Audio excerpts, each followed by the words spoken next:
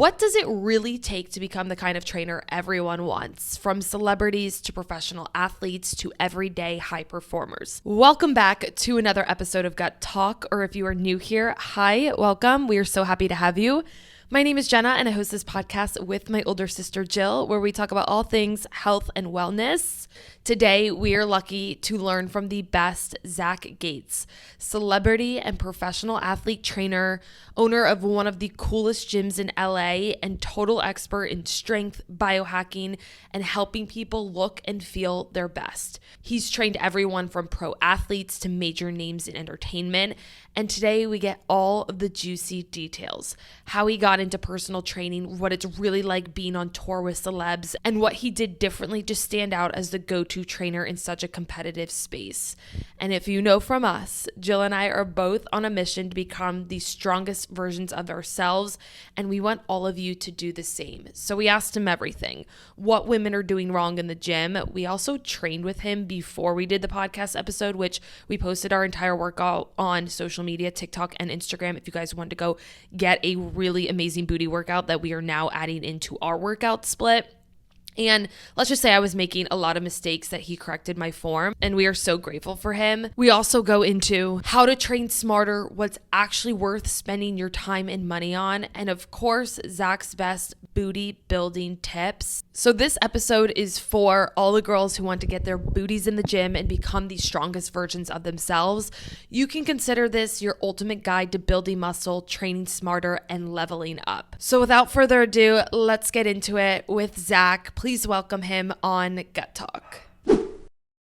Okay, well, I'm sore. Yeah. No, are we recording? Yeah. Okay, great. Already?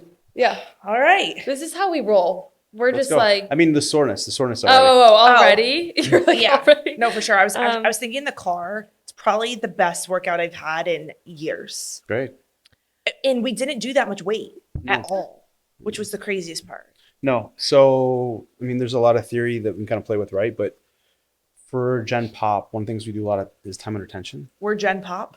We're Gen Pop. Okay. I'm Gen Pop too. Okay. If that makes you feeling better. Gen Pop is non-professional athletes? Basically, yeah. Okay, got it. But I mean, like, even within that though, too, like, you can still play with certain theories that are good for physical therapy and high performance, right? So, yeah, Gen Okay. Pop. So we're Gen Pop, and I guess we should probably introduce you. Yeah. Hi. This is our new best friend, Yeah. Zach. Yes. Originally from Ohio, Originally from Ohio. now in LA, Now in LA. owns a gym. Owns a gym. The gym is a exclusive. Yeah. You kind of need to know somebody to be there. Yes, type essentially, deal. right. Yeah. So it was founded initially as a like pro athlete only gym, kind of moved into the whole celebrity space, and now it's a bunch of socialites and athletes and again celebrities. But was that your goal? Like, where did you start? Did you go to college? I did. So I went back to school non-traditionally when the market turned in 08. Okay. So when that happened, kind of was just, I made a decision in my mind, if something bad happened, like this is what I was going to do. And it showed up, and that's kind of like, that's part of the deal, right? Like you make with yourself, like if this happens, I'm going to do it. So I did it. Went back to school, got my degree in exercise phys, started interning and like doing as much as I could. Like I was a 5-sport athlete growing up. I played a 6 briefly in college, very briefly. And then I would always use the weight room to kind of like keep my schedule regimented. What was your like best sport? I mean, I was good at everything, but not great at anything. Got it. And do you think that's because you were so spread out? Like if you would have focused more on something? If I would have focused on the right one, I would have been great. Yeah. I wouldn't have been great at all of them. Yeah. If I would have focused on the right one, I would have been great. Sure. So you go back to school, you start interning. I find myself in a sports performance gym. Initially the goal is like, I want to either work in team sports or I want to work basically as a specialist in like off-season prep, right? And I kind of, once you get in that space, you kind of realize that those doors mean a lot of different things that you just may see it and think it's cool, but like that's not necessarily what it means, right? So the team sport aspect is it's 5 a.m. to sometimes midnight for 5-6 months out of the year, and then and it's 9 to 5 the rest of the year, right? They get to tell you when to eat, when to sleep, when to see your wife, when to see your kids, all those things. So you lose a lot of freedom in that space, but you also get to chase perfection and ultimately like a championship, right? So that was always, it's still appealing to some degree, but the more I learn, the less it is. Yeah. And then the specialist thing, like it's only 8 weeks a year. What do you mean specialist? So like initially I wanted to work with NFL combine athletes. Oh, so it's like It's prep. it's a combine prep. So like Got they it. usually the combine like they'll finish their season in January, December, and then they have to run in March. Right. We were saying a second ago that we're sore because we worked out with you. Yeah, we built some before. major rapport before this. Yeah. Yes. And the majority of our listeners know that Jenna's been trying to grow a booty for the past, has it been 8 months, 9 months? Yeah, but Right? I'm sitting here upset because, well, Zach said that I was prepping, but I feel like I was wasting a lot of my time, and you guys will understand why. It's because I don't have a good plan. We are gonna help us understand like what we need to be doing to 100%. set ourselves up for success. And we talked a little off camera about this, but Jenna and I come from very different backgrounds when it comes to our experience. Sure. And we have different wants. Jenna wants a fat ass, and I just want Juicy. an ass. Yeah, I don't want it fat. I want to fit in my jeans. I don't want to buy new clothes. We were talking about how I just like had this like angst around being like big and bulky from my catcher days. I don't want that again, but I'm not doing the right things either. And I know that. Like I'm bouncing from classes to then I build my own workouts. I don't do the same workout twice. And that you're probably like, oh God. No, I mean, yeah, God. No, but it's one of those things like the muscle confusion thing works for a little while and then it stops, right? And the reason being is your nervous system doesn't ever really get a chance to respond. So what it does is it has a less of a response to what you're doing in order to protect itself. So like, that's why you can see some people fresh off the couch for the first time working out their lives, both get stronger and skinnier at the same time. Those things usually don't happen. right. You usually got to pick north or south. You don't get to go both at the same time.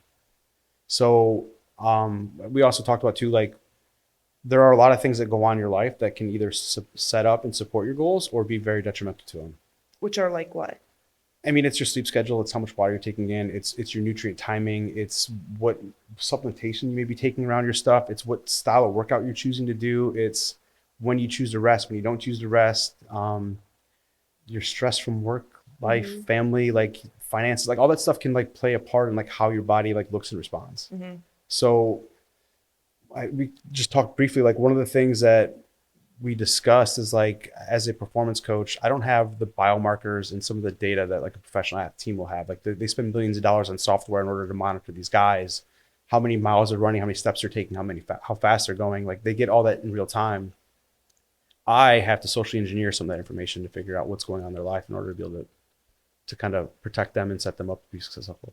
And I know that you can't give us like exact answers. It's always going to depend. It always is going to depend. So this is we're just saying it one time. Like we're going to speak in a lot of like general statements today. Great. Because I want you to help us. 100%. This is a selfish podcast. No, Yeah. please, right? So like it's one of those things like, again, the whole thing is like social engineering, kind of pulling apart what your day looks like, what your life looks like, what your goals look like, and like how do they fit into that, right? So okay, let's run through. This is not our plan at all, but just let me run with this for a second. Okay. Let's run through some just general advice for there's two aspects. There's the Jills and the Jennas. If you don't fit in either of ours, too bad Figure for it out. you. Yeah. Yeah. Wrong podcast. Sorry. Turn the podcast Yeah. off, I guess. So as far as lifting goes, Jenna wants to do a little bit more building. I want to just stay more athletic, toned, things like that. How many days a week should we be lifting versus cardio? Like, what does that look like? It's again different. It depends. Sure. It depends, right? So, it's kind of funny too. Like we talked briefly earlier about the different variables we can manipulate, right? We can rest time. We can manipulate frequency. We can do intensity. We can do volume. We can do exercises, exercise selection, exercise order. And then like just kind of how your structure and schedule goes, right? So like you can do 6 of those 7 things the exact same and then repurpose one of them and get completely different results. God. Right. So like Yeah. I can use a squat to like work on my mobility and flexibility. I can work on it to work on my speed and explosiveness. I can work on it to work on my strength. I can do it in a way which it's going to help rehab my knees and ankles. So I can repurpose this movement for a lot of different things. It's like the analogy I'll give with the clients is like you can use a spoon to like eat your yogurt, or you can dig a hole in the backyard. Right. It's better at the yogurt, but you can still use it for that. Sure. Yeah. So like a lot of times it's not just what you're doing, it's how you're doing it, what the intention behind it is. This episode is sponsored by Kion. As you guys know, Jill and I are fully in our gym girl era, and there is one or two supplements we consistently use to support our gym gains. But we first have a question for you.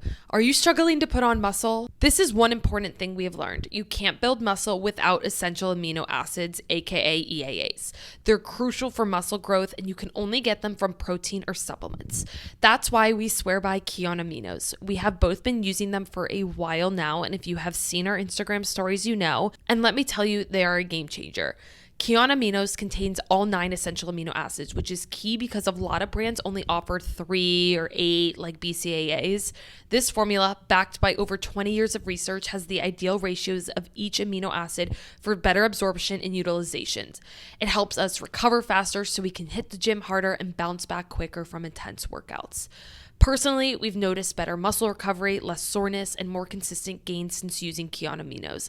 And they're transparent too. No proprietary blends here. You can see the exact amounts of each amino acid so you know exactly what you're putting into your body.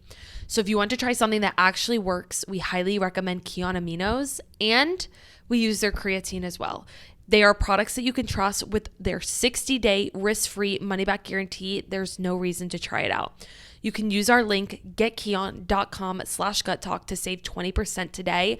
Get the mixed berry flavor. It is our absolute favorite. That is getkion.com/guttalk to save 20%. And the link will be in the show notes. And I think, correct me if I'm wrong, but for us, and I think a lot of the intention of our community and our listeners and our friends is we all just want to like look and feel good. Like ultimately, we're not necessarily training for anything in particular. I mean, when we eventually have kids, like would love to be able to like stay fit when having kids. But I know I can speak for a lot of us when I say like we just want to look good, but also support our health as a whole. And we've now learned because of social media that muscle building is critical for health, longevity, etc. And so I think the goal here when training and when what we want to talk about is like how can we look and feel good, and like what is the steps to success there?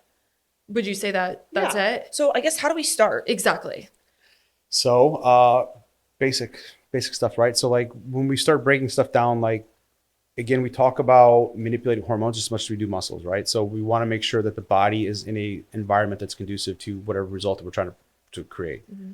So in order for that to happen, like you want to be fatigued and things like that when you leave the gym. So like you need to be able to put your body under a certain amount of stress to kind of have something to recover from, right? So we, with our clientele, typically we operate on like a 3-day split. We push, we pull, we squat, right? And if you start looking at the functionality of some of those movements, like the other functionality is like you can carry, you can rotate, you can stabilize, and all those other things. We will slowly build those into our push-pull squat schedule.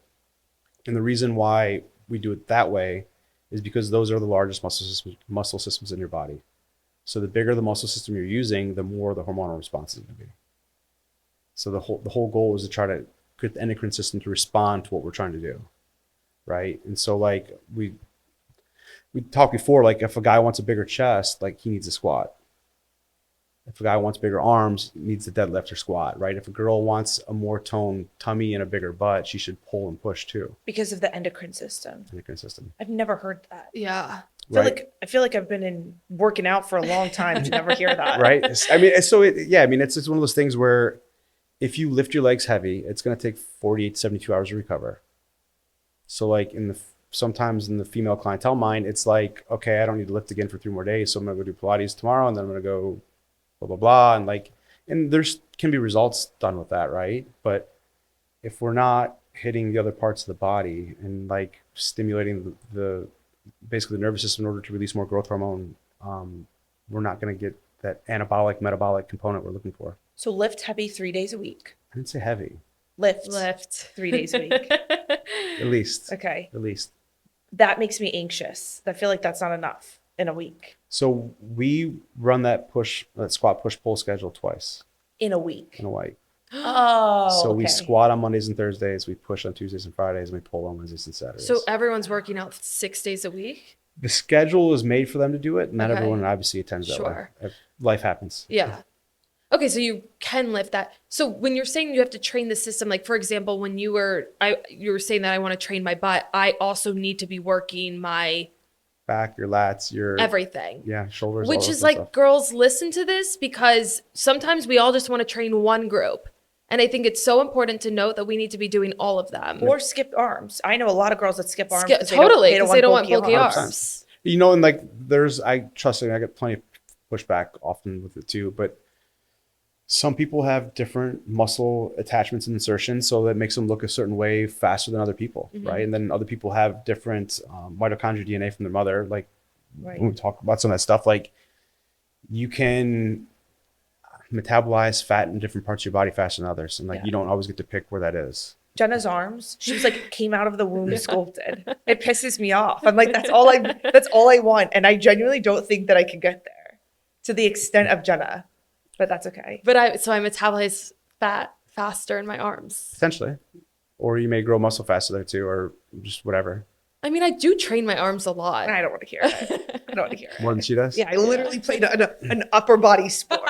Well, not really. So But, Rotational. yeah, rotational. Okay, so that's first piece is the squat, push, pull. That's how we split it up, right? I mean, there's other ways to do it. Like there's other highly reputable people that will mix some of the stuff up together. So they'll like lower body push, upper body pull, lower body pull, upper body push. Then they'll do like a whole metabolic off day. Like that schedule is fine too. We just found, at least in our gym space, that if someone comes in Monday, Wednesday, Friday, they still hit one of each of those things. Okay. What within squat, push, pull, what are some of the keys? Like when you worked us out today, we didn't lift heavy at all, and yet I was dying. So why?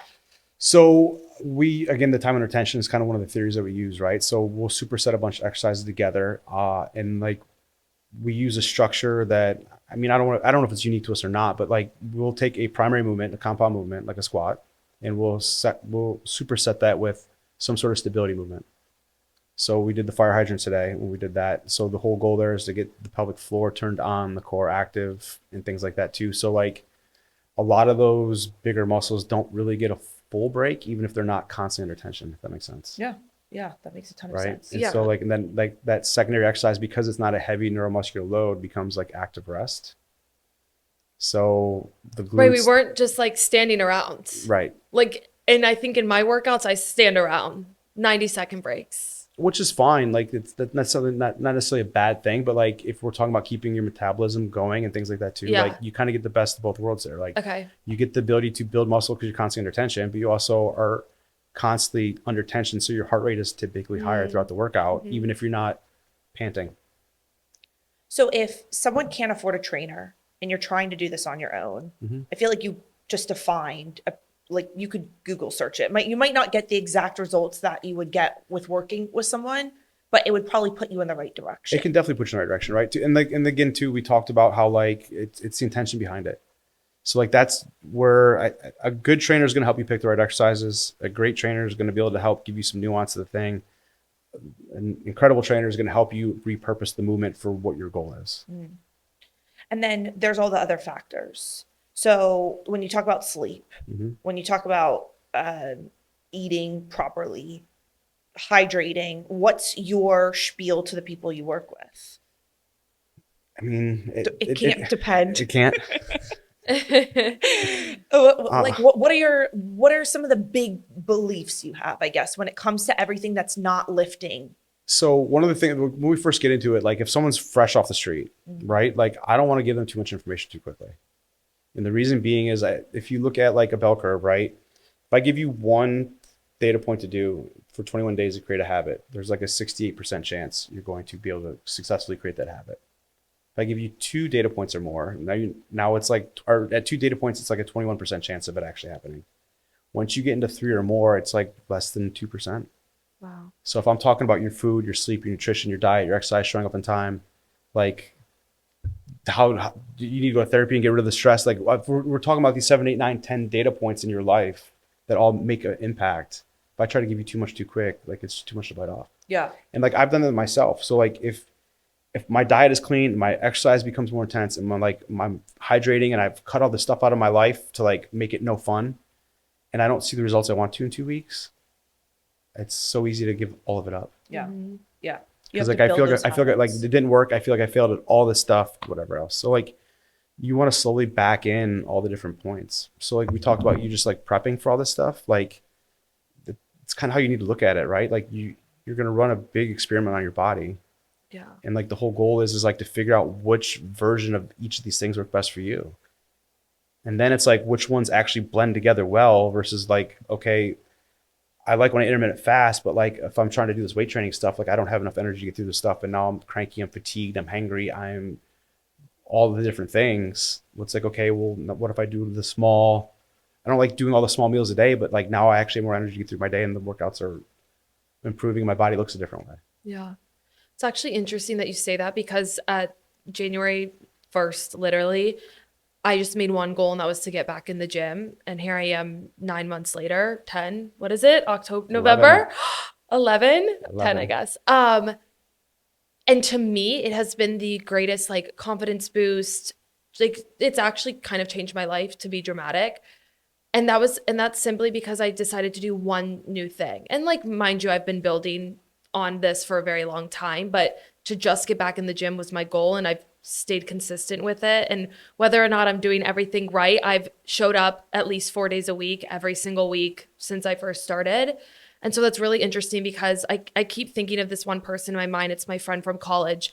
And she was like, you look so much more toned, I guess, than like what you did. Like, what have you been doing? And I'm like, showing up and trying to build muscle. And so I think that's kind of like the message that we definitely want to bring across is like, okay, building muscle is huge, but like, how do we do it? And I think like getting a little bit deeper into how to even build muscle, I think is so important. I mean, our girls listening to this might not even know what's a good muscle building word? Like time under tension, maybe? That's a or theory. like, I mean, hypertrophy is the name of the. that. That's Say it the name. again. Like, what even is that? Hypertrophy is like muscle growth. Yeah. So how to even like, how do we start to practice that? We talked about those 7 or 8 variables, right? Yeah. So like, there's a list that the National College of Sports, National Strength Conditioning Association, the National Strength Conditioning Association, NSCA. Okay. They have like some guidelines that kind of follow, right? So like, if you're going to do that, you usually want to do 7 to 10 exercises a day, 3 to 5 times a week, preferably 4 to 5. You want to do 40 to 60 reps of each exercise. Okay. Right. So like, that's kind of where your attention is going to come in, like how many reps we're doing, right? So like, you can do 5 sets of 8, you can do 3 sets of 20. So my 3 sets of 6 aren't really cutting it. So it depends on what we do behind it, right? So like if we do a 3 sets of 6, but then we go behind it and do more volume on the same exercise, right? And it's another whole theory that is called post-activation potentiation, right? I like that. Right. So what you're doing is you're priming the muscle. So they're saying that like even at 100% at a maximum effort, you can only get like 97% of your muscle fibers to fire because it's going to protect the joint. If you get all of it to fire, you might be able to pull the muscle right off the bone. Not cool.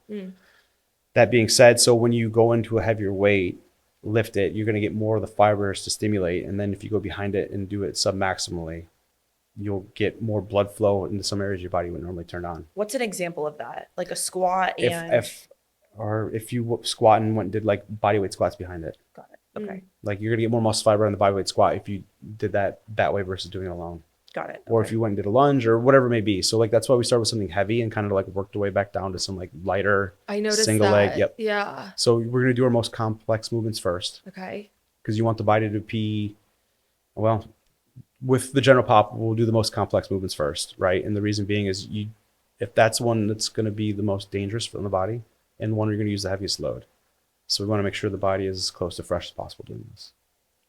And then you started to kind of like, taper. The word that came in my mind was terrorize, but like Terrorize, yeah. taper. Terrorize. And the exercises became like less weight, and in theory easier to do, but because we were tired, they felt really hard, even though it was a simple exercise. And they challenge your stability as you move on as well too.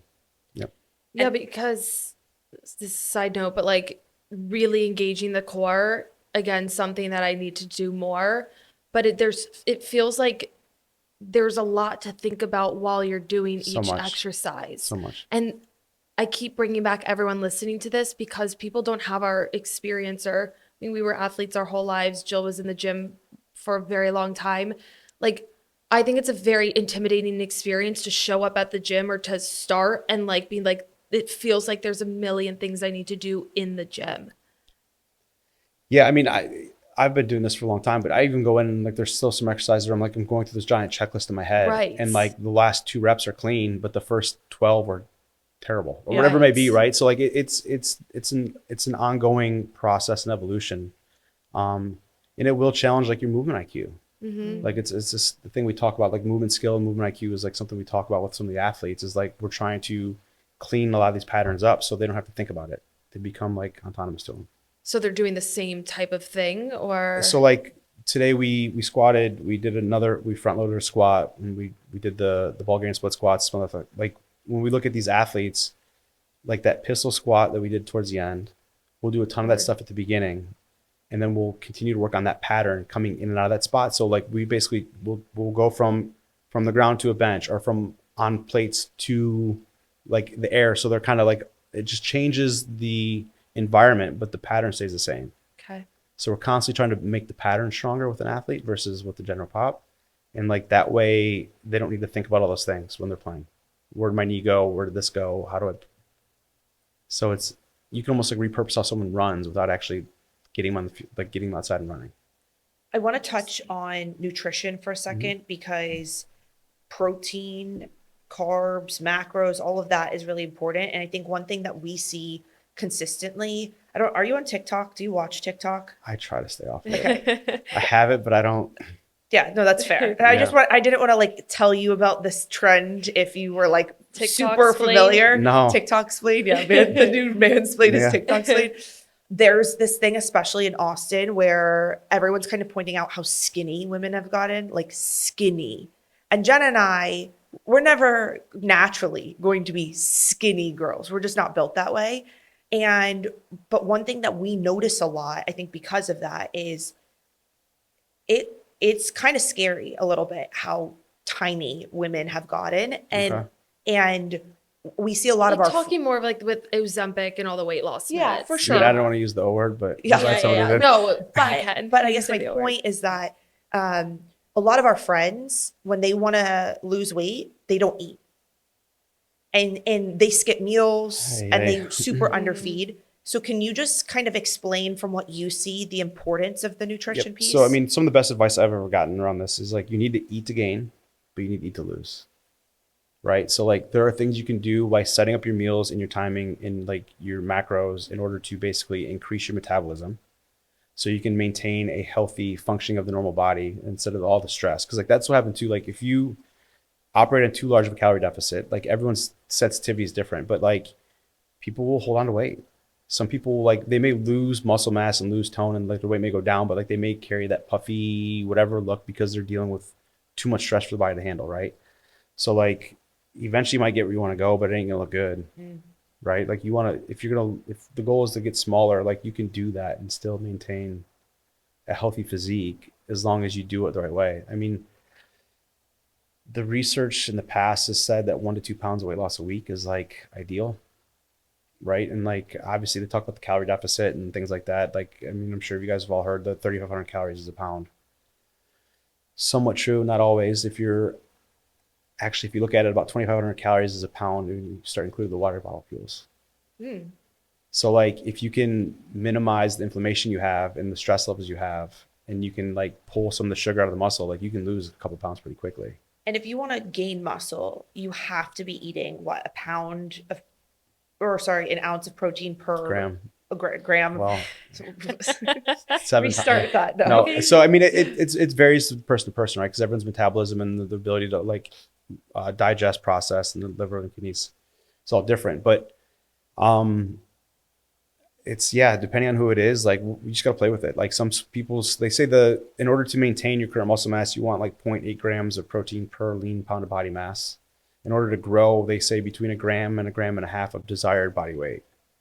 It's hard to do. That's a lot. It's hard to do. It's hard. It's hard to do. It can be done. It can be done. And then you were telling us at lunch about, you were explaining when to. Timing is important, right? Yeah. So you have an anabolic window that usually opens up after you finish weightlifting. And that lasts about 40 minutes, sometimes a little bit longer in some people. it's the time where your body can actually digest and utilize and uptake as much its maximal level of protein. So typically your body can only digest, from my understanding, like 25 to 30 grams of protein at a time. So if you're trying to get 150 grams or whatever it may be, because you're trying to put on muscle mass or whatever your desired body weight is, if you don't hit that protein window with protein, like you're basically not, you're putting yourself behind the eight ball. And the thing is too, is like all these proteins, if you look at them, have like an amino acid equivalency score. So like you could have XYZ grams of protein in your powder, but your body may be only use 20 of it. Right. We had a guest on who talked to us about that. Yeah, we take essential amino acids every day. Great. Yeah. Just as an extra boost. But I mean, we try to eat as much as we can. I think maybe we can prioritize more protein. But like you were saying, is like after a workout, what's the rules for, like, I know you kind of said it, but like what is your advice to some of these women to eat I after? usually, like, so at our gym, we provide like a custom smoothie for all of our clients. Okay. Right. So like I basically made a few different recipes. They kind of pick which one they want and they kind of go from there. So we put in some supplements with it, usually between 30 and 35 grams of protein, depending on the thing. And then I usually tell people go eat lunch, go eat breakfast, get some protein in you when you leave here. Don't just have the shake and be done with it. And so if you go eat a normal meal, like there's a cafe in LA that we recommend people go to, because they have like this little protein bowl that they make. It's a breakfast bowl, and it's, What is it called? Dialogue is the name of the cafe. Okay. So it's like brown rice, a fried egg, like 6 ounces of chicken. It's perfect. Yeah. It's perfect. And like in your smoothies, are you guys throwing anything else in there? Is that just protein, like a liquid and fruit? Yeah, so we'll go, depending on what their goals are, we'll either put L-carnitine in it or we'll use creatine. What's the difference? So L-carnitine is a amino acid that supports fatty acid metabolism. So when they have that, it's usually someone who's trying to lose weight, right? So and then we'll also put honey in the shakes as well too. And so the honey will spike the insulin levels a little bit faster. So like you'll get more uptake with some of the protein amino acids. Oh, that's a hack. It's such a hack. I feel like I don't drink a lot of smoothies these days. Maybe we need to change that. Yeah, like protein shake post workout. I mean, you got to find one you're not sensitive to, right? So if you find Yeah. if you find a good protein, like run with it. Yeah. I mean, we do. One thing about us is like, I wish sometimes that we were just lifestyle influencers and we could get clothes for free, makeup for free. You should see, we have a full blown cabinet where people put like plates and bowls and all of that. It's just protein. It's awesome. Yeah. We probably have 25 bags of protein at our Awesome. house right now. Yeah. So we'll find one. That's not the problem. You'll find one, yeah. Yeah. So I mean, so what we'll do is we'll do a little mixed berry blend, right? You get that some of the accents from blueberries. We'll do that. We'll do the honey. Again, if you're trying to lose weight, it's L-carnitine. If you're trying to gain weight, we'll throw creatine in there, and then we'll also throw in peanut butter. Because the peanut butter is, again, more sugar, insulin, and it's also a little bit of fat in there as well too, to help kind of like adds a little flavor as well. Well, there's my smoothie. Yeah, seriously. Actually, this is not good, but you were talking about this at lunch about like fueling right after, like we've been talking about. I work out at like 2 p.m. because that's for my schedule, but I'm not that hungry after I work out. So I'm going to change my ways. That's not uncommon, right? So Yeah. a lot of times there's some different stomach acid, different pressure in your core when this stuff happens. So sometimes again, you feel a certain type of way, and sometimes eating after workout will make you feel bloated, but Yeah. I promise you it's worth it. Okay. Well, also, I think I need to have that smoothie ready because think about that timing is like I'm coming back and eating at 4 p.m. So it's not quite dinner. It's not lunch. And It's that not window is after gone. breakfast. It's what? That 45-minute window is closed. It's closed. closed. But I'm Super gonna have a smoothie. The next sponsor is Element Electrolytes. Okay, let's talk hydration, the real kind. You guys know we're all about supporting the body in simple foundational ways, and electrolytes are one of those things that most people overlook. If you're eating mostly whole foods and skipping processed stuff, you're probably not getting enough sodium, and that can mean headaches, fatigue, muscle cramps, or that midday brain fog. That's where Element comes in. It's a clean electrolyte mix with everything you need and nothing you don't. No sugar, no food dyes, no weird ingredients. Each packet gives you a science-backed dose of sodium, potassium, and magnesium so you actually feel hydrated. Personally, we love the new lemonade salt flavor. You guys, they also have these fizzy drinks too that you have to try. They're so good. And it started as a seasonal drop, but it's officially here to stay. And it seriously tastes like a summer drink mix. We'll mix it in our water to drink during workouts or sauna sessions, and we can instantly tell a difference in energy and recovery. Right now, you can get a free Element sample pack with any order at drinkelementtee.com/guttalkgirls. And the best part, it's totally risk-free. If you don't love it, share it with a salty friend, or they'll refund you, no questions asked. That's drinkelementtee.com/guttalkgirls, and of course, it is in the show notes. And would you consider that biohacking? I mean, kind of, right? So like everything you're doing in order to manipulate your schedule and your day to like get the most out of what you're putting in your body, like, right? And that kind of what biohacking is. Yeah. Can you help us with biohacking? Jenna and I are not it. We don't get it. Well, Jenna probably could get it. I don't know that I would. No, I understand it, but yeah. I mean, you're just trying to optimize how your body performs, right? And like, it's like personally, like if I'm eating my anti-inflammatory diet and I'm going through all my stuff, if I don't stay ahead of my meals and I skip a meal, or like I'm in the car for too long, or I take a call and then I go to eat, like I'm usually ravenous and like I will overeat. And now I've kind of switched my body from being in this like metabolic, That's awesome. whatever state I am into like this, I would need to store as much food as possible because I'm starving. Mm-hmm. So, okay. So like if we were to say like biohacking 101, do you have any things either that are right now or that you've been doing for a while that you just feel are like tried and true? Yeah, we want to know like things we should be practicing. Again, like it all starts with like, it all stems with like just building healthy habits, right? Yeah. So like you eventually turn your day into like this dialed mess of what actually works best for you. So like one of the things we always say is eat the frog first. So we usually tell people to work out in the morning, like get it out of the way. And also too, like if you're going to weight lift, there's this phenomenon called EPOC, exercise post oxygen consumption, which means your body's going to metabolize and use more oxygen throughout the day as it tries to recover. So you actually burn calories at a 20% greater clip. Oh my God, I need to switch my schedule. But okay, this is my problem. Sorry, we're going to just go into this for a second. I don't want to work out at 6 a.m. Like that's too early for me. I'm not awake then. When do you wake up? 7:15. Work out at 8 o'clock. But that requires shifting my schedule. Yep. That's what biohacking is. It's shifting your schedule in order to like accomplish. Okay, like, we're gonna work on that. Okay, back. But I mean, some of the stuff's non-negotiable for your work life. Like so, No, she works for herself. I understand, but I mean, like if she takes clients at certain times or does whatever she's gonna do, like it's so like part of it's gonna be like the sleep schedule, like your sleep hygiene, like no blue light, like all this other like all that stuff kind of goes into it, right? So That's like, good. you just might have to go to bed like 45 minutes earlier and get up at 6:30. Yeah. Okay, so a hack is working out in the morning. A hack is working out in the morning. Okay. A lot of times you're not going to be as strong in the morning, right? Because like it takes your body a little time to wake up and like your hormone levels are different then. Not necessarily a bad thing, but you will get more benefit of the exercise for doing it then. Okay. If it's weight training. Okay. Right. So like, it's kind of funny. Like the few things I tell people is like spend an hour being hot a day. Hot. Okay. Whether that means like go in the sun, go for a walk, like just do something like a hot girl around LA would do for an hour a day. Yeah. It's very easy to be hot in Austin, Texas. See, perfect. So like just, or sauna, like anything. Like I'll like sometimes like I'll de-stress and I'll like take phone calls and like walk around my neighborhood at night. Okay. I'll grab a nice coffee and go for a hot girl walk. Okay. Okay, so be hot. Be hot. An hour a day. What else? Be hot for an hour a day. Yeah. Work out first thing in the morning, and then make sure your meals support your schedule and your body. Yeah, I think that's where I really need to dive in a little bit more because I have a full-time job and recently have done a really bad job of prepping myself for success, and I can feel myself on calls using so much more brain power to just execute whatever I'm trying to do or say because I'm not properly fueled. Creatine.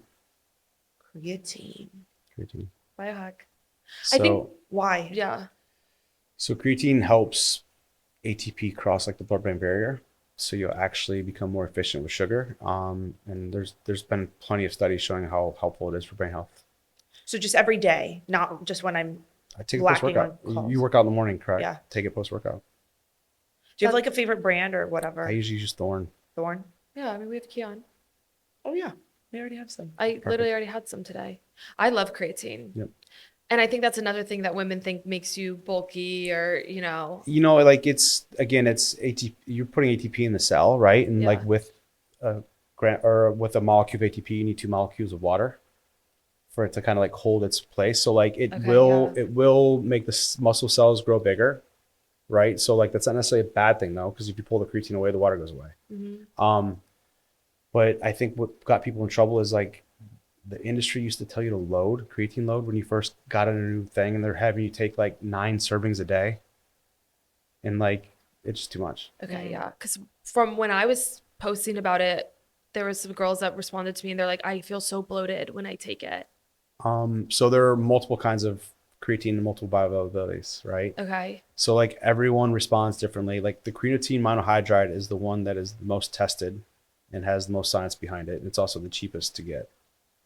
Then there's like the ethyl ester, the ketone, crealkaline. There's a bunch of different bioavailabilities.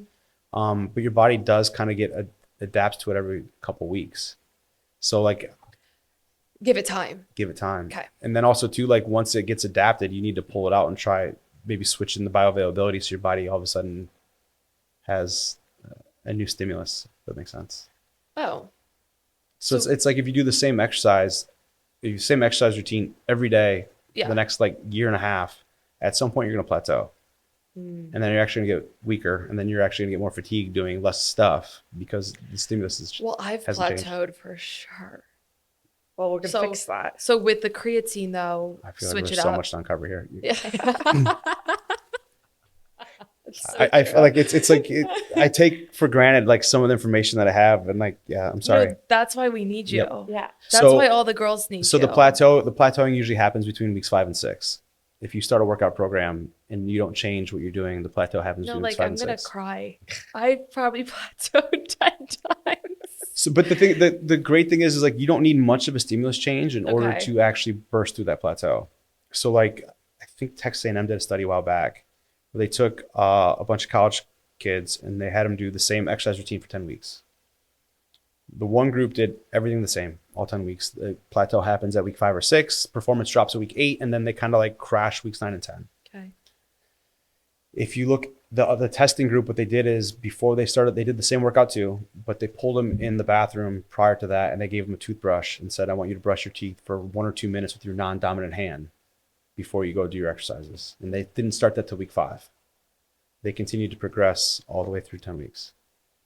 Wow. So instead of bringing a toothbrush to the gym, like what are some examples of things you could do to switch it up? So like we switch up our warm-up that we do at the gym every 4 weeks. Okay.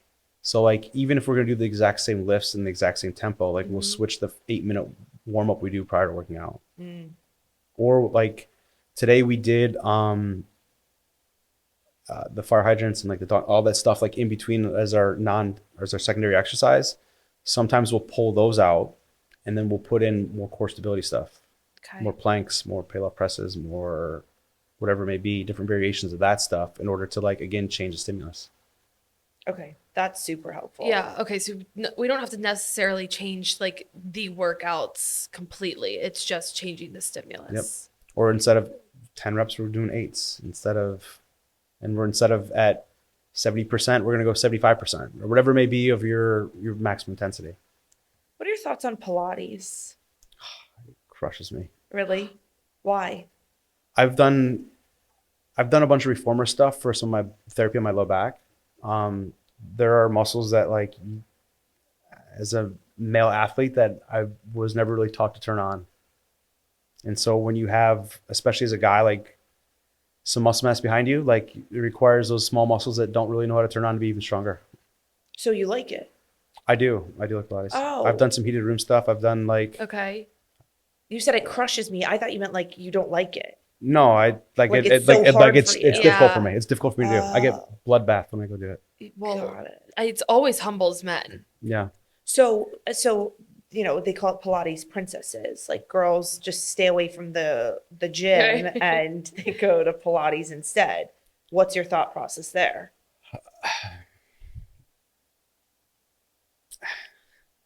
Be honest. Like part of like I've read Peter Tia's biohacking book, right? Like, guy's brilliant. And like if you get into it, like the very last chapter basically talks about your mental health, right? And like if it's gonna make you mentally healthy, great. Do I think you're doing all you could do to get the best version of yourself out there? No.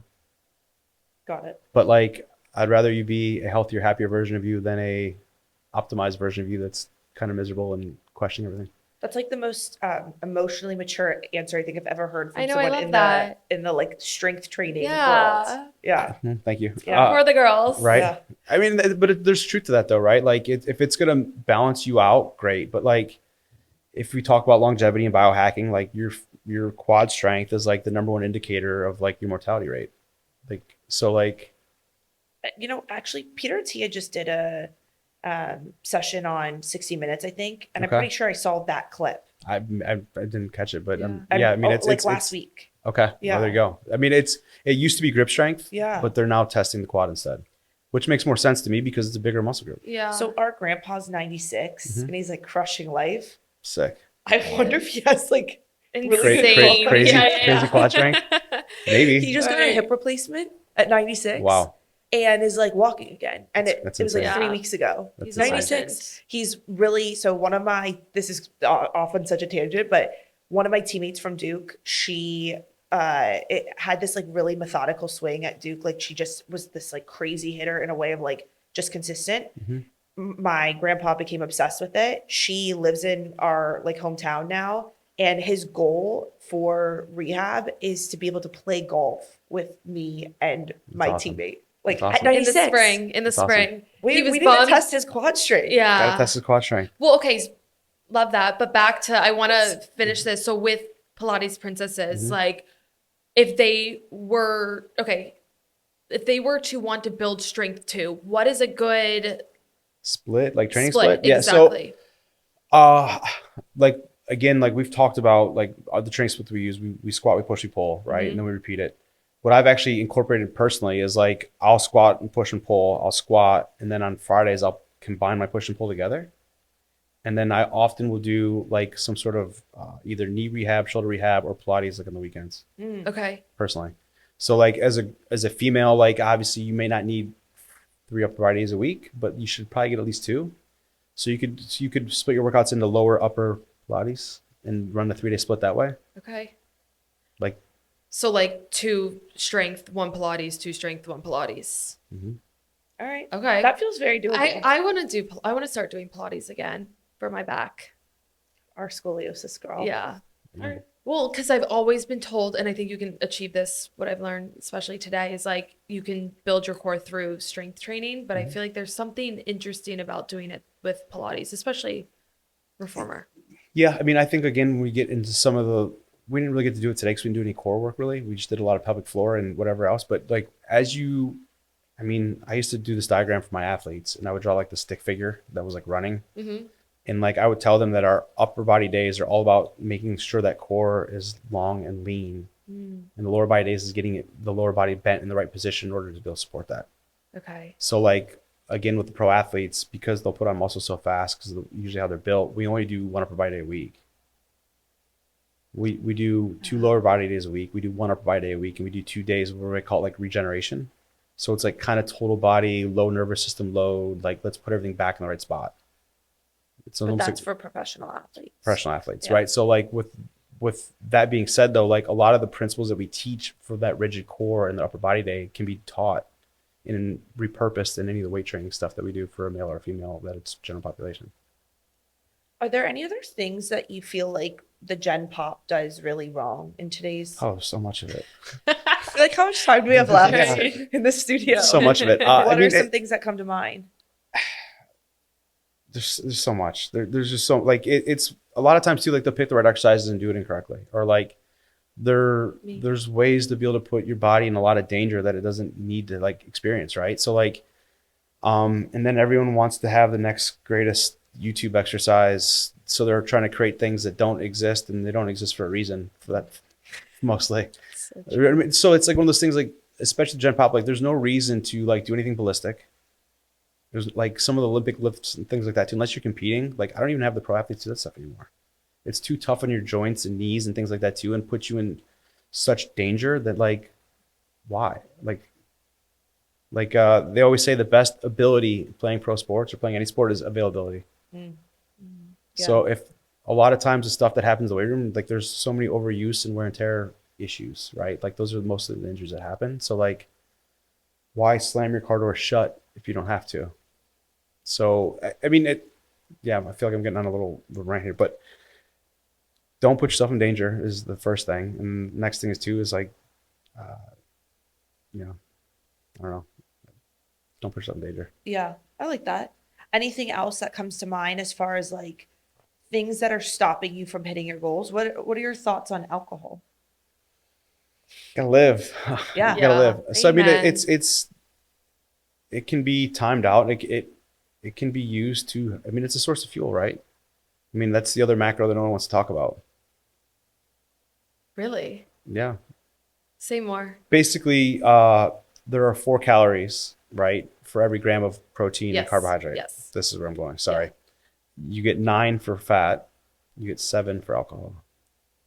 Oh. Oh. So how could we best utilize it? When's the best time? Okay, say we're going There out isn't on a a best. Saturday There night. isn't a best time. But I mean, like, so alcohol is still a bit of a poison, Yeah. right? So like, it's a sugar and a poison. So your body will break it down. And like, the tough thing is too, is like,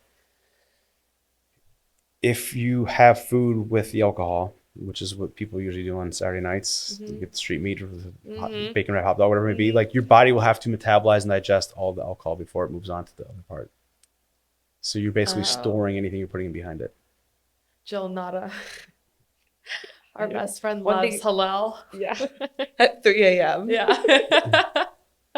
Whoops. She will not appreciate this vegan there. Yeah. That's okay. But I get really hungry when I drink. Yeah. Like I have to be snacking. I mean, I don't have to be, but it's like, I just crave it. Prefer. Yeah. I crave it. Is there any drinking hacks that you follow? Like, are you like clear? So, I mean, yeah, I mean, I don't know if they're a hack, but like I don't really like to taste many alcohols. Yeah. And like, if it doesn't taste good, I don't want it. Right. So like, I'm a vodka soda guy. Mm-hmm. I used to always drink it with Sprite, and like I would always get sick to my stomach because of the sugar before I would actually get drunk, and like that's another problem. Yeah. But switch to the vodka soda, and then I use a little orange wedge in it. Kind of makes it fresh, crisp, and not too terrible. But yeah, I mean, I don't know if there's a hack, but I do find myself less hungover. I do find myself like less dehydrated. I do find myself less angry the next day when I'm doing it that way. But is it like best say, okay, Saturday nights people go out, Friday nights, whatever.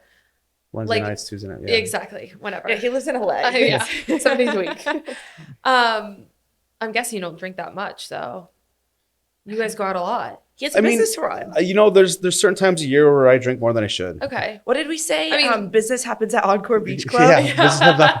Business does happen on Encore Beach I Club. love that. I know she told me that. Yeah. Well, we're not above it. We go out too. But I'm just curious. But when it's time, when you're like working out, say you're working out Saturday, can you metabolize the alcohol better, like with more muscle? Yeah, I mean, obviously, the more muscle mass you carry, the bigger your metabolic engine is, right? Okay. So, like, yeah, it's one of those things. Like, it happens, and like, if it happens, like the next day, I just try to make sure I hydrate. Like, and I know that I'm not operating at 100%.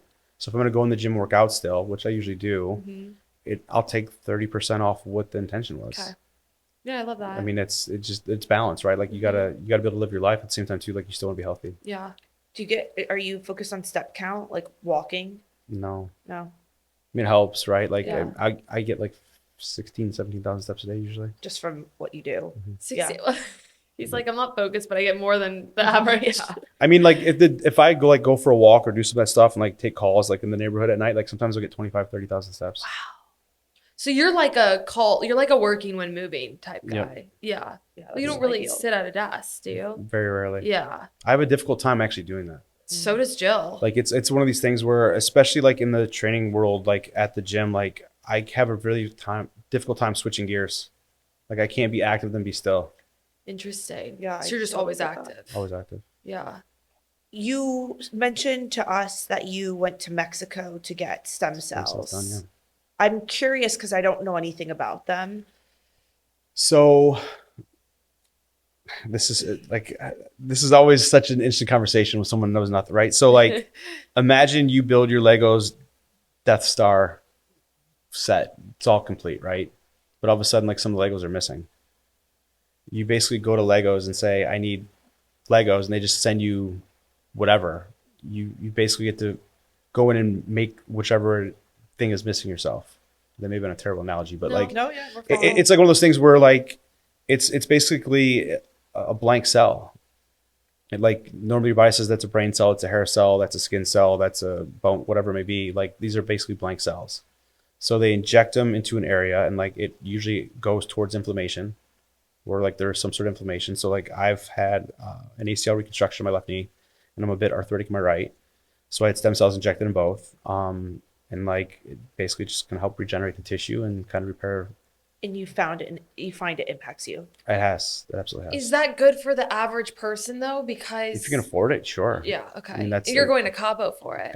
Yeah. It's so like I there love Cabo. are different procedures that are medically okay in the US, but some that aren't. What about peptides? Peptides don't work unless you are. What does that mean? So like it's like one of these things where we talk about the whole biohacking in your body. Like some people, it's the whole concept like you can't outrun your spoon.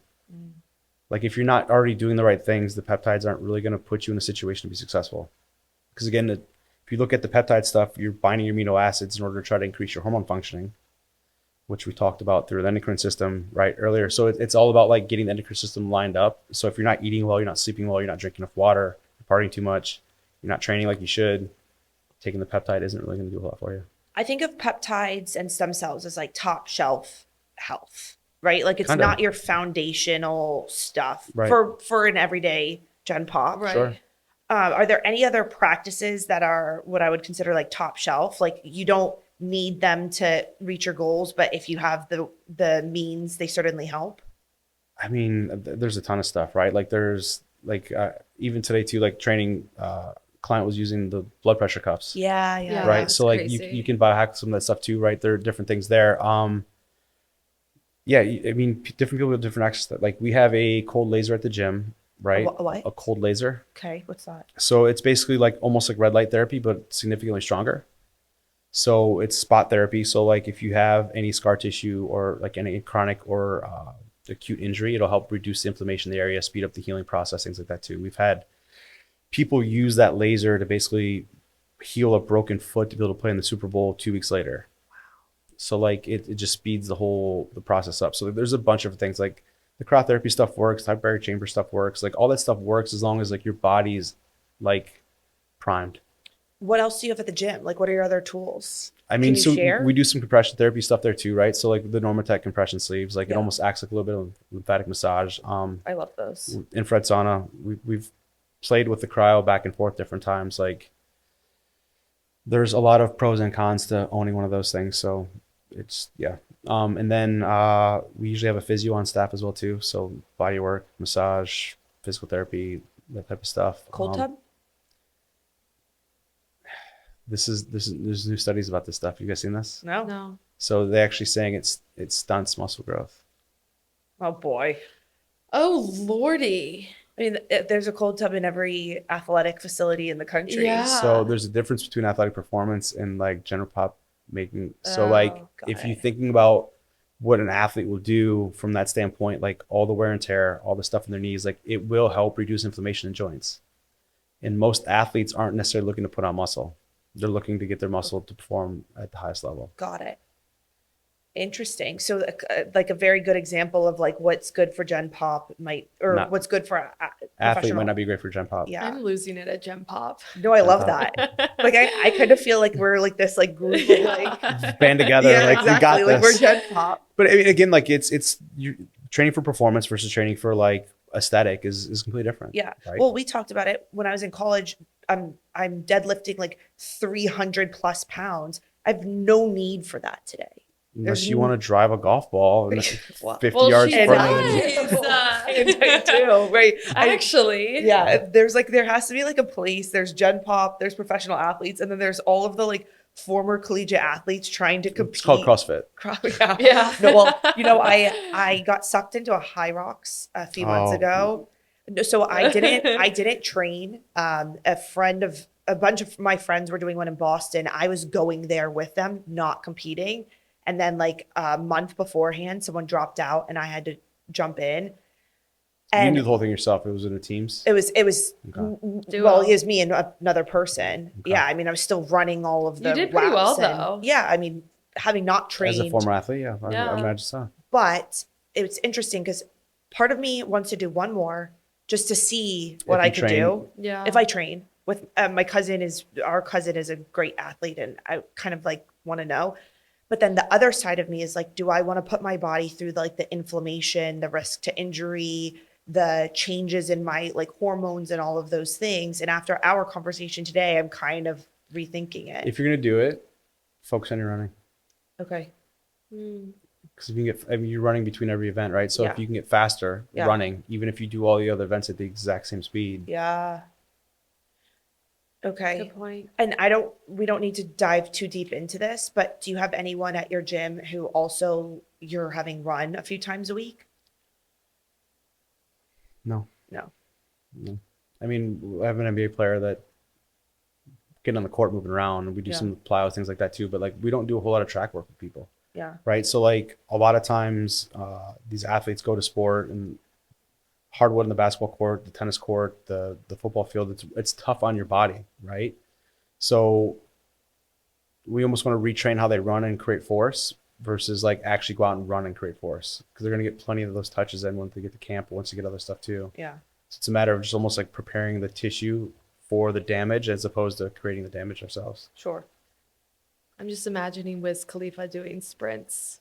No, Not his thing. not his thing. We want to touch a little bit on just some of the fun stuff that you do as a trainer to non-Gen Pop. But before we do that, Jenna obviously has spent the year building a booty. And Trying to. Just getting ready no. to. Prepping Okay. to. Prepping too. she's like down on herself a little bit. When She I shouldn't be. tell you her ass was as flat as a board, it was flat. So she's done a really really was. good job of growing It's it. great. Yeah. If you had 3 tips to growing a great butt, and you only have 3, what are they? Volume.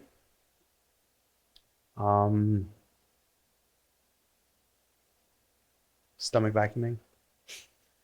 Really? Wait, what does that mean? You don't know what stomach vacuuming is? No. Should I be practicing that? All the time. Really?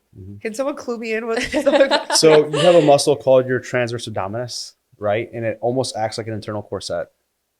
So like this, and it's one of 2 muscles in the body that grow in instead of out. So the stronger and denser that muscle becomes, the smaller, the more it takes in your waistline.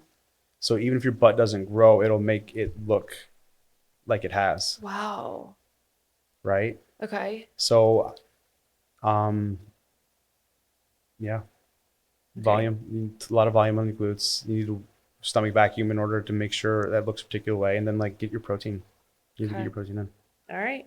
Because it's really just about like focusing on it and targeting it, right? Like if my workouts are glute focus, especially this squat days or whatever, like ultimately it should grow. Ultimately, it should grow, but again, we're still trying to manipulate the hormones, right? So we say volume. It's not just volume on your glutes. It's Okay. like you need to get reps in the gym. We talked about the pushing and the pulling and all the other stuff too. Like the volume can come everywhere. I think a lot of people are going to be like looking up what pushing and pulling is because I think a lot of people say arm day, back up. day. I mean, it's girls always consider pushing and pulling both arm days, which they're not. It's meant to be like chest and shoulders push, yeah. back pulls. Okay. They can Google that. That's very familiar Yeah. language. We haven't talked about it that much. We started off by saying like you have this gym in LA, but you were introduced to us by our friend. She goes to your gym, and she's shown up.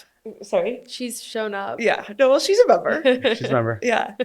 We love her, Alex. But she explained to you in a really funny way. She's like, he trains the hottest people, the most famous people, and the best athletes, but you'd never know it because he doesn't talk about it. Yeah. And obviously, you've worked your way into that position through things like trust, relationship building. But can you talk to us about what it's like to to train the top 1% in whatever they're doing? It's like training anybody else, right? I mean, it's still human. People are still vulnerable. People still have goals. People still have unrealistic expectations. Like we're all human. I mean, it's no different. It just, you recognize the name. But it is a little different. I mean, like maybe, right? Like it's one of those things too. Like it's the risk reward is higher, right? Because like if you do a bad job, like your name is mud. But like if you do a great job, like still might not be talked about because everyone wants to have the next secret kind of in their back pocket, right? So we love like tea. I'm not looking for like bad tea, but like what are some cool experiences you've gotten to go through or experience because of the people you've trained? Oh, I mean, it's endless, right? So like, I mean, I'm spoiled. If I'm being quite honest, like I don't really pay for tickets to anything. Like almost any concert, any game I want to go to, it's usually comped, and I'm usually in a situation where I'm watching it from the best seats, which is awesome. Like that, and like you get invited into some of these people's lives, right? So like we talked about business being done at Encore Beach Club. Like one of our good friends and clients has a residency out there. So a few times a year we're out in Vegas, and like they're putting like everything's paid for, like food, the drinks, the hotel, it's all paid for. It's got to find a flight out there, like so it's. And then if he's performing, we're obviously in the section with him as he's performing, and when he's not performing, we're out having a good time. So they'll put us in like the DJ booth at Encore Beach Club day party to have fun before he performs at night. Have you found it a little hard to then, like, I'm not saying you live like such a different life than that, but like, is it hard sometimes? You're from Ohio. From Ohio. It's not how you were born and raised. I'm Not how I was assuming. born and raised. I grew up in a town of 70 people. What? 70? 70. So your family and your neighbor. Basically, right? And then I drove 15 miles away to high school. In that 15 miles, it pulled in the surrounding townships, and there was like 2,100 people in the town that my high school was in. Oh my gosh. I mean, why did we start with Yeah. that? Right. So like I graduated a group of like a class like 120 or something like that. And it was the biggest class our school had ever had at that point. Wow. So like what mentally to go from that? It just kept getting bigger Yeah, I was until gonna it say got big. So I gradually. grew up in a really tiny town. I went to college at Bowling Green State University. Right. Bowling Green is like maybe like 12,000 undergrad. And then there's only like 30,000 people in that town. So like it was like the perfect farm town, college town, stepping stone. And then moved down to Columbus, Ohio. Lived in the suburbs out there for a little while. Columbus is not like a huge town either. It might be a couple 100,000 million people or something like that in the surrounding area. And then Detroit and LA. It just kept getting bigger. And like mentally, like have those stepping points been comfortable for you? It has been. If I would have went from small town to, I never would have. Yeah. It would have been too much. Yeah. Been way too much. Interesting. Are there any fun stories you can share? I really respect how anonymous you stay with your clients. He's so, and things you're like that. so MIA. Yeah, Right. no. Yeah. And like we're not MIA, here trying. incognito. Sorry. Yeah, Jenna picks the wrong word all the time and it changes the meaning. It's like an inside running joke we've had for years where like, I don't think you meant to say what you did. But are there any stories you can share without giving anything away that are just like fun? Like this is just like, we don't interview people that have cool experiences like you very often. So, You know, I mean, there's a ton of them, right? So like, I remember even when I was in Detroit prior to this, like I was staying at a cabin in northern Michigan, like on 4th of July weekend, and I got a call from a celebrity client saying, "Hey, can we train?" And then I ended up going down there. She's a supermodel, so I ended up going down to Detroit to train her. We worked out, and then we decided, she asked if I want to go to the baseball game with her because she had a suite to use. And so like, granted, her significant other was at the game, but like I joked that I went on this date with a supermodel. Yeah. Right, like- Yeah, you're just like- Yeah, like so it was kind of cool. And then like the girl that I was seeing at the time, we actually hung out with them as a couple a few times, and like that's fine. we got to bounce around New York City with them for a weekend. Like we've done some really cool stuff, and that was even prior to getting to LA. So like LA, it's wild. Like one of my buddies had a birthday party last year. He had Soulja Boy, Wiz Khalifa, MGK, OT Genesis, and Mini Kiss all perform at his birthday party. It's like that ticket, that concert ticket is so I mean, expensive. they only did like each did like 2 or 3 songs, but like it was just cool. Like, but they're all like homies with them too, right? So like, yeah, I mean, it just And that's just a little taste of what you're even able or wanting to Right. share. So Well, it's like, You've been on tour with someone too, right? Actually, I caught in between the tours, right? So Got like, it. there was a client I was with last year. I was supposed to go to Latin America and Europe with them, and there was like some security breach with their tour. So like, I just caught him in between Oh, cities. Yep. interesting. Wow. Yeah. I guess my last question is like, you've built this really cool life for yourself, and you have what seems to be like, there's a lot going well. Yeah. Are there any things that you're like, I haven't even scratched the surface, or you want to take it to another level? Or are you just like really happy with what you have going? I mean, we always want more, right? Yeah. We're human. The Right. target always moves, Target right? always moves. So, I mean, yeah. So I bought the gym from the previous owner last year, right? I have enough people in our connection network in order to kind of grow this thing into maybe a national brand. So the goal is to kind of get things situated, set up back in LA, prove the model, open up a second one on the East Coast, and then basically license it out. We're on the East Coast, New York. It'll probably be New York or Miami. Well, we'll keep our eyes peeled. Yeah. If you ever want to come to Austin, Texas, let us know. Yeah. Austin's great, We're your first 2 members. right? Yeah. Austin's great. Exactly. John, do you have Hey. any other questions? Anything we missed? No, I love that. Oh, okay. Actually, on that topic, how do you stay grounded with all of the things that you have going on? I mean, how can you not? Like, Yeah. we're human. Like, there's always things we always have a vice or a problem or whatever else too. So it's, yeah. But how do you stay grounded? Like, do you, like, obviously the gym can be super grounding, but like, do you meditate? Do you pray? Do you? Yeah, I mean, I pray. I mean, I usually church every Sunday, like, or at least try to be anyways. But yeah, there's sermons in the Bible. Like, everyone does different things, right? Yeah, it's finding community and like finding people to give back to and things like that as well too. Cool. Yeah. So Oh, I love it's, that. This has been so fun. I'm Yeah. so glad. It was like, this doesn't happen very I feel often. like we're just getting started. Yeah, Yeah, I know. I know.